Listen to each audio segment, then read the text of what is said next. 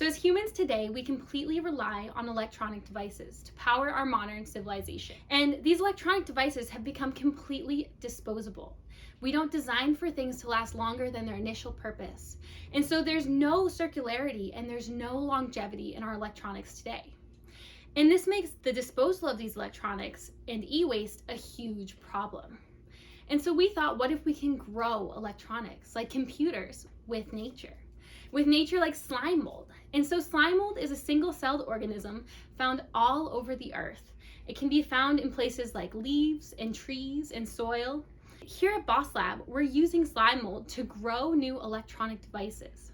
Our slime mold breadboard allows for rapid prototyping with modular components. The circuits can be designed the exact same way as traditional electronic components, only instead of being soldered together, which makes the components extremely difficult to break down and recycle, our slime mold boards are grown together. After prototyping is complete, custom compact slime mold boards can be designed and integrated into larger products following the same system that we use today. When you're done with your electronic device, open up the slime mold, throw it into your compost bin where it can decompose the food scraps in your home.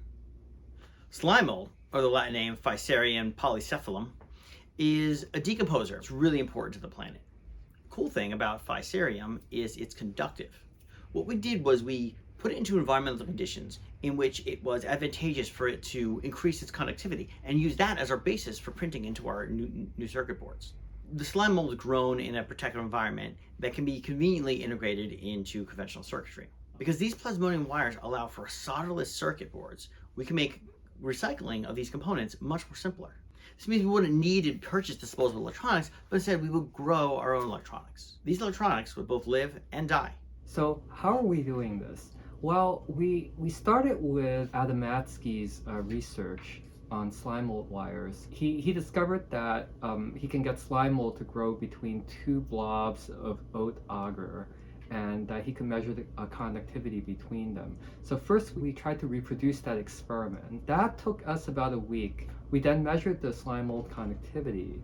And to do that, we're doing what electronics engineers call an electrical characteristic or current voltage characteristic curve.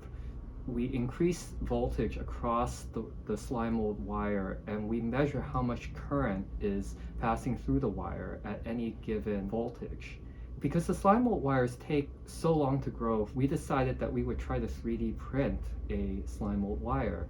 So we actually extruded a slime mold wire through a syringe, and that only took 5 seconds. So much simpler than having to wait a week. We repeated the experiment and showed that the wire was conductive, just like our original slime mold wire. I would say roughly within a factor of 2 or 4. We feel that our particular angle of bioprinting a living slime mold will give us a special advantage in this. None of it really matters unless we can scale this system, right? Because what we're looking to do is replace components of a natural system. And slime mold is able to work functionally with the same electronic systems that we currently have by replacing a wire. It's almost like a drop-in replacement. So the real big difference between a traditional circuit board and our slime boards is that ours are not soldered, so it can be reused, recycled, and reassembled.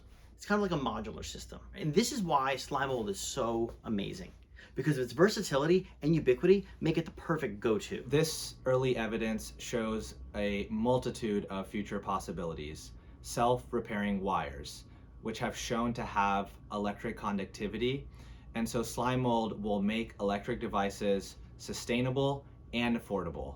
Slime mold allows for electric devices to be grown, not manufactured. The beauty of working with a biological organism like slime mold is we can take advantage of those properties. Once extruded, the slime mold can self-organize, and in the context of a circuit, if the wire breaks, it can also self-repair. So slime mold has long since been studied and researched for its conductivity. But to reach its full potential, there's been a missing piece. Slow growth from a single origin has kept this tech from reaching its true stride. By combining our bioprinting expertise, we've realized how to make this tech scalable, and easily mass produced so that it becomes the sustainable, conductive technology of the future. So where are we at today? We've successfully grown slime mold wires, and we've been able to measure the electrical conductivity of those wires. And in that process, we've discovered that there are some challenges. We're working with a living organism. Some of those challenges are its lifespan, its life stage cycle. Others are how to improve the conductivity of the slime mold wires. And we've developed some experiments to try to address that. So how can we increase the electrical conductivity of the wires? We can perhaps grow them on salt agar, which has been shown that they'll actually take up that salt. That should increase the conductivity.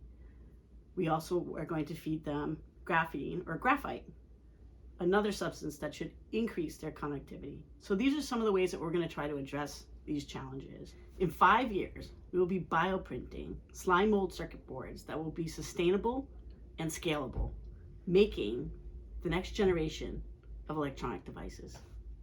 Right now, we're early in our process, and from here, we will begin to educate and spread this sticky idea. We have already filed for a provisional patent in hopes of creating a modular, solderless future.